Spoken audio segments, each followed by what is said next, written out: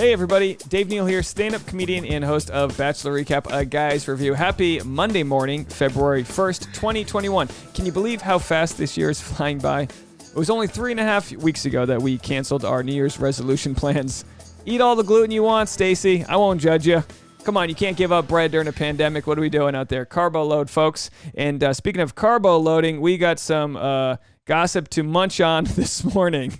Hey, it's a Monday. We got to start somewhere. So as you see from my graphic here, we got American television personality Dylan Barbour and his fiance, the other Hannah Godwin.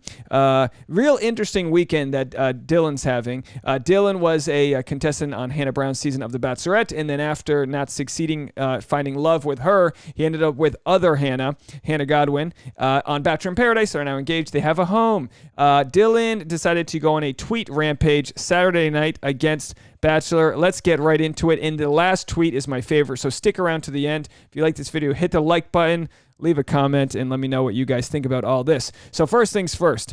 Saturday night, 10:21 p.m., the best time to tweet. Saturday night, 10:21 p.m. Your edibles kicking in. You're having a glass of sangria. You're ready to go. He said, cancel ABC and The Bachelor. Kind of want to air out their dirty laundry. Mom got me riled up.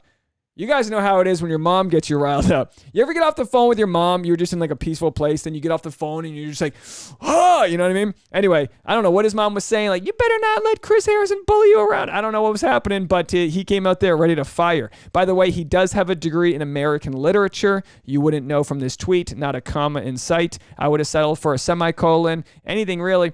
Anyway, he goes off strong saying cancel ABC and The Bachelor, the show that made him who he is, which, by the way, I endorse and support previous contestants talking this kind of language. Too many times they're so worried about, falling out of the good graces of the Bachelor world that they're just so like blindly kissing butt. So I love seeing this, but let's get into what actually happened over here. So his next tweet is just answering questions. Someone said, how much control do producers have over who stays and who goes? He said nearly all control, which we're not surprised by that. Let's get into the real juice. We know the producers are pulling the strings here. You know what I mean? If there's 25 contestants, you might have 3 or 4 that you really like, and the producers are going to pick the rest. That's just the show. They got to support their advertisements. They got to get some drama happening. Someone says, how much of it is fake and staged? In real life, it takes time for a real relationship to grow and develop. Some develop faster versus others going slower. Just my perspective or take. And Dylan responded, depends. Actions can be fake, but the relationship can be artificial in the sense that you think it's real. It's just been accelerated. Of course, when he says accelerated, he means, unlimited amounts of alcohol, low lit restaurants, good acoustic music, your typical. We've all been in a dimly lit restaurant with too much alcohol thinking we're falling in love. Then the fluorescent lights come on and you're like, holy hell, what are we doing? You know what I mean?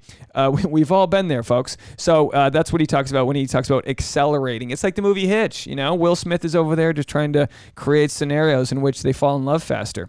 That's all it is. You think that's why they go to Portugal, because it's easier to find love in Portugal than Pittsburgh. No offense, Pennsylvania, but ain't nobody falling in love in Pittsburgh, all right?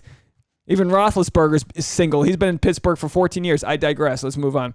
All right. This is interesting. Megan said, who from your season do you feel got the most screwed over by production? Dylan responded by saying Jed. And then someone said, are you saying he didn't cheat on Hannah? And Dylan said, yes. Now, Jed was the finalist who won Hannah Brown's season of The Bachelor, Bachelorette. He proposed to her and she said yes. I guess said yes. Neal Lane was there. It was a whole big deal, right? But then, of course, and if you don't remember, Jed is best known for his catchy dog food jingle from a Michigan-based dog food company, killing it. Hey, which, by the way, hey, you know what I mean? Do whatever you got to do to pay the bills, Jed. You know what? I'm all for you. But it was reported that Jed had a girlfriend back home.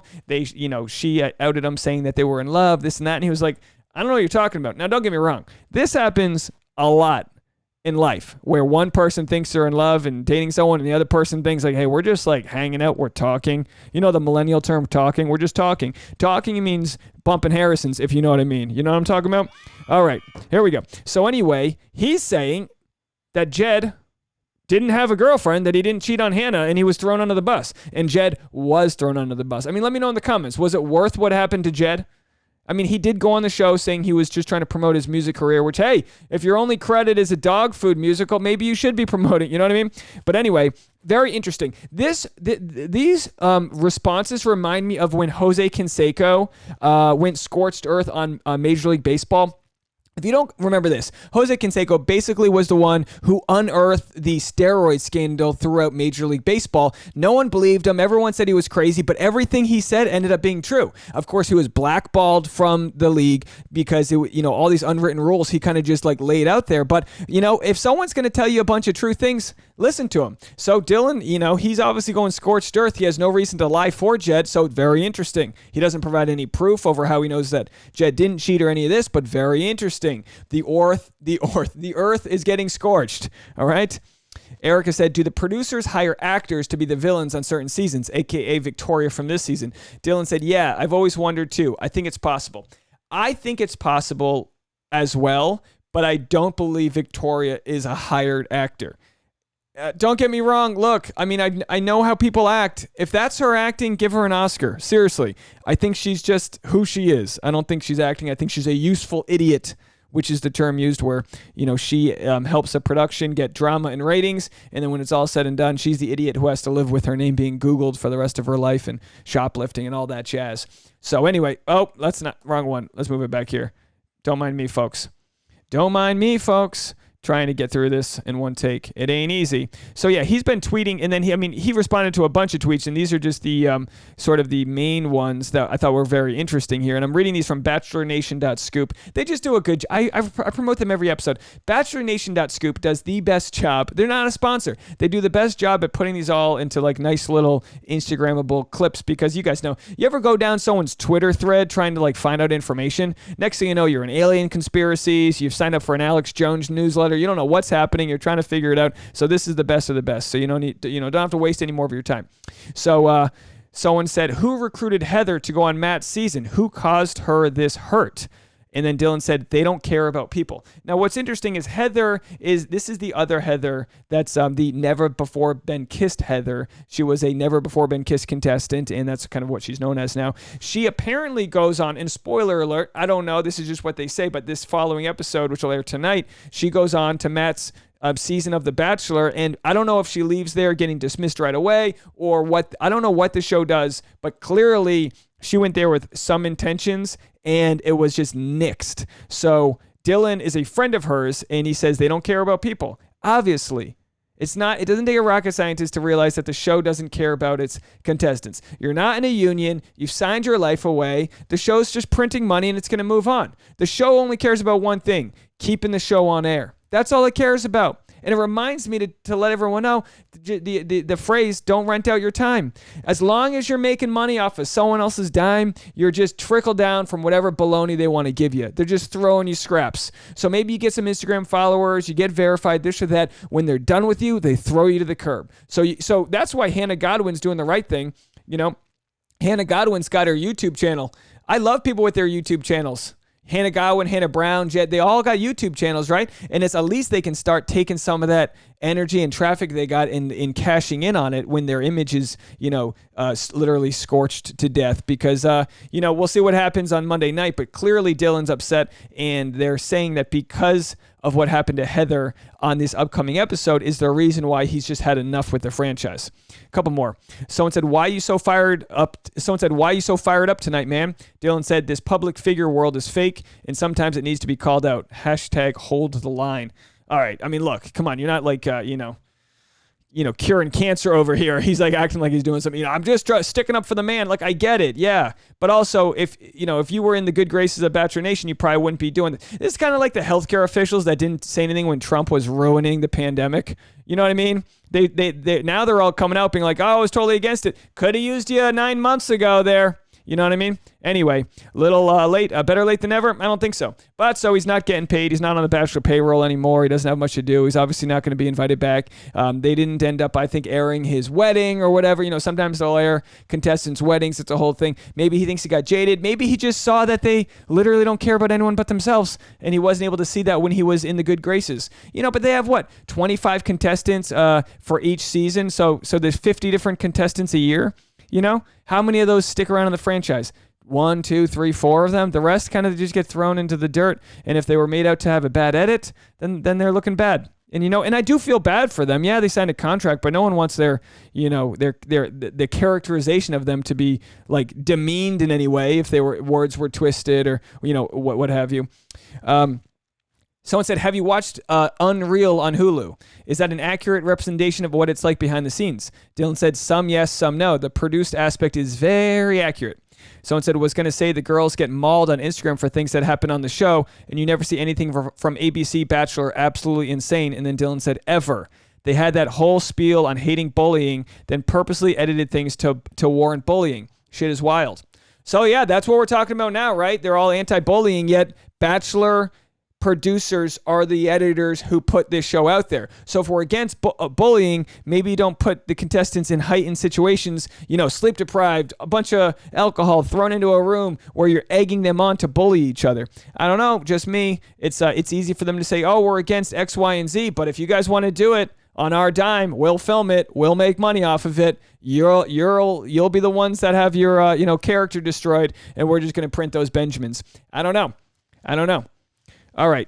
And then, by the way, the show Unreal, it is a fantastic show. It's obviously highly dramatized, but it's very much centered around The Bachelor. I think it was actually written or produced by former Bachelor producers. And you get to see how they kind of set up the scenes, go in there, they kind of poke each other. They do the in real life interviews in the middle of the dates. I think that's all pretty accurate the way they show it. All right. So Dylan said, my last thought, they need you until they don't. Each person is a pawn in a larger scheme, and they do not have contestants' best interest in mind. Mental health is not a concern. Multiple people develop issues post-show, and they do nothing to help. If anything, they fuel the hate. I mean, as I said last time, there was a contestant from Bachelor Pad, one of the shows they had before Bachelor in Paradise, that committed suicide a few years after her show. There's plenty of instances with other reality shows where this happens. It's really too bad. I mean, I think, with our country, people don't have access to great health care. We have a big mental health problem in our country, and at the same time as social media kind of skyrockets, Instagram, all this kind of cloud influencer skyrockets, you don't give the contestants the tools once the show's over to handle this fame.